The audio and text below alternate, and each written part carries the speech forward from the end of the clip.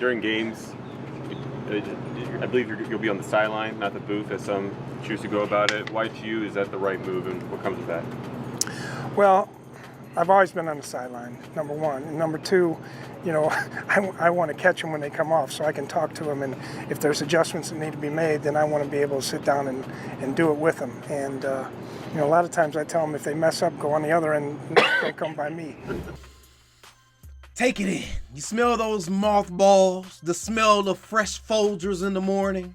That's Mike Zimmer coming to put his damn stamp on this team, man. Let's go. This is everything I wanted to hear out of Coach Zim. Look, bro, I'm going to say this right now, bro.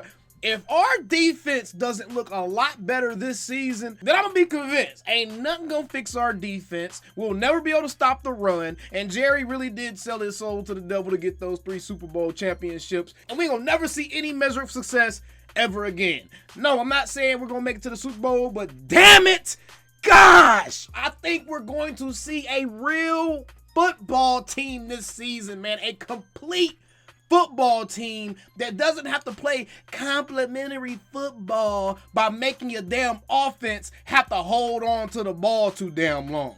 You know what happens when an offense prioritizes ball control over actually getting into a rhythm and trying to score the ball in any sport? I don't care what sport you're watching, whether it's basketball or football.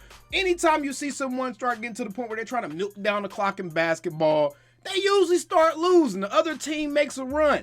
Anytime in football, you're forcing your offense to play defense for your team by essentially keeping the ball away from the opposing offense so your defense doesn't get ran all over. You got issues coming, man. And Mike Zimmer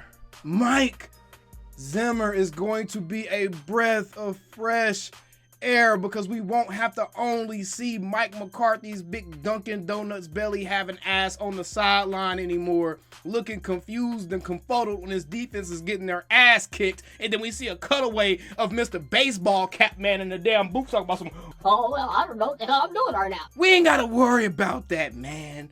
Mike Zimmer has said everything that I needed to hear today in his interview with the Dallas Cowboys beat reporters. And he discussed a wide range of subjects, and all of it was tasty, except for one thing. One thing is kind of concerning me a little bit, especially since we're extremely thin at that position. But let's go ahead and get right into this. Be sure to subscribe for more Dallas Cowboys content on the regular.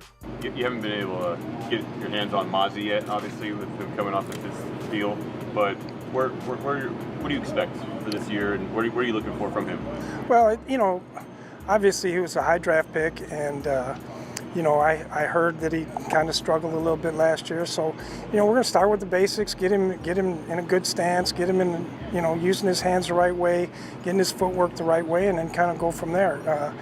I talked to him a little bit, I guess it was yesterday, and he said, I asked him what weight he feel comfortable at, and so we got to get him to that point first, and then, get his strength back, and then, we'll let him go out here on the field, and, we anticipate that he's going to be a good player like he was in college, but, that's how we have to go. Your system will have him be asked to do similar things than what he did at college. Yeah. I think that you can get off philosophy Jeff was just talking about is just different. Can you kind of elaborate as to kind of why he might be more comfortable with what you are prepared to ask of him? Well, that's kind of what he did in college.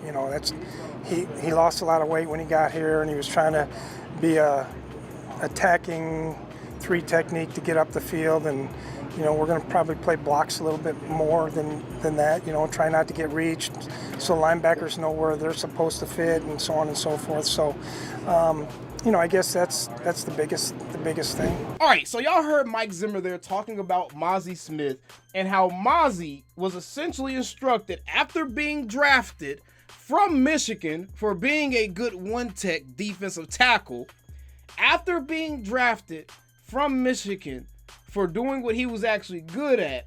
The Cowboys brought him in under Jerry's willpower, because if you actually watch the draft footage from last season, Jerry was essentially the guy that wanted Mazi. He was the one banging the table for Mazi to come to the Cowboys, right?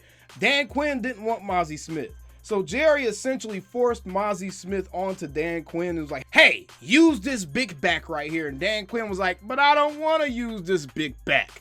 Instead, I'm going to make his big back slightly less big ask him to lose some weight so I can get him rushing the passer up the field instead of trying to be a run-stuffing defensive tackle or just a block eater. Because essentially, that's really what your one-techs are. Your one-techs are there to take up blocks so that way it kind of clears up the lanes for your linebackers to get into their run fits, right? That's what your one-tech is there for.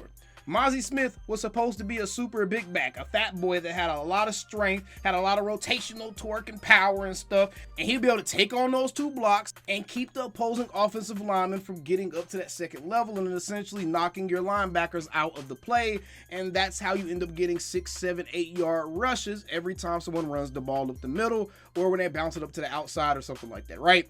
That's how that happens. Mazi Smith was told to lose all that weight. Mazi Smith was told to lose that weight so he could be a 3-tech. Dan Quinn had no clue how he was actually supposed to use Mazi Smith, and I'm willing to bet that he didn't care to make the adjustments with his scheme and his defense and what he had planned. I'm willing to bet that he tried to force Mazi into fitting what he wanted to do with his defense instead of doing what he always says he does, which is try to use the players to their advantages within your defense. I don't try to make players fit into my defense.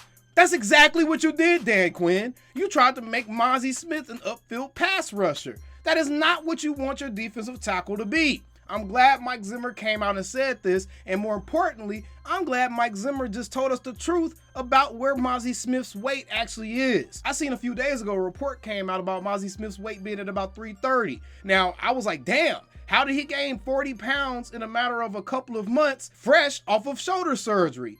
305 pounds sounds a lot more realistic, and I'm willing to bet that they want him to settle around somewhere 315, 320 range, right? I'm willing to bet that's probably where he feels comfortable playing at based off of what Mike Zimmer said in these interviews. But yeah, that just really irritates me because as the day passes, as the players continue to talk, as the coaches start talking, as we get more information, we hear more and more and more just how dysfunctional this team was actually running itself last season.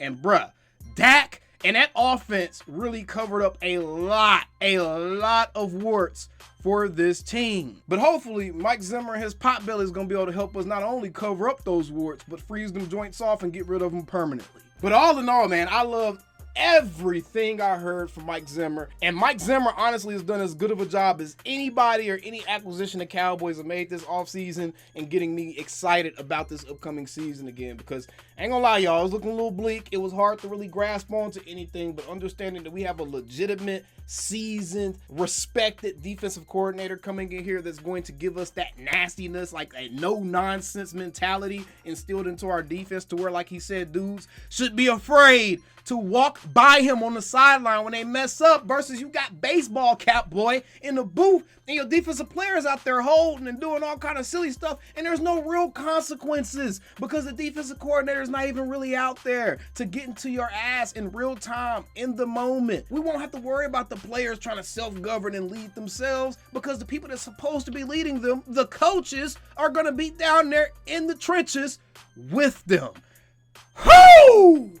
Come on, 2024 season. I'm ready. How about them damn Cowboys? Take it away, Pastor. Calling me, texting me, paging me, asking me, am I still them boys? Y'all usually check on me. Listen. I'm still them boys. Hey! Woo! Oh, shut up, my boy. Hey!